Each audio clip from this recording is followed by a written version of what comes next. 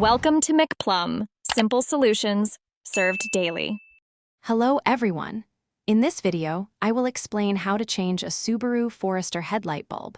This is a straightforward process you can do yourself.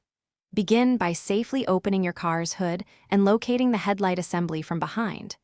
You will need a few basic tools, including a flathead screwdriver for some models and a pair of gloves to protect the new bulb.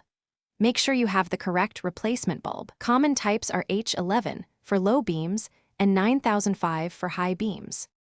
Now, let's gain access to the bulb. First, locate the electrical connector attached to the back of the bulb.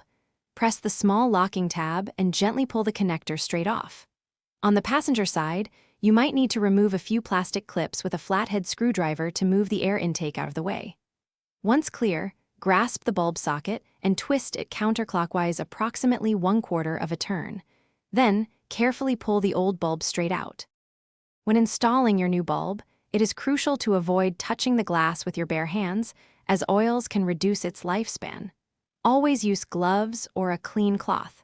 Carefully push the new bulb into its socket until it is securely seated. For easier future replacements and better connection, you can apply a small amount of dielectric grease to the electrical terminals. Finally, align the bulb and socket with the headlight housing and twist it clockwise about 1/4 turn until it locks firmly into position. With the new bulb securely in place, it's time to finish up. Reconnect the electrical connector to the back of the bulb, ensuring it clicks into place. If you removed any air intake components or plastic covers for access, carefully reassemble them now. Once everything is back together, gently close your vehicle's hood. Finally, turn on your headlights to test both the low and high beams, confirming that your new bulb is working perfectly and illuminating the road ahead. Thanks for watching, stay juicy, and subscribe.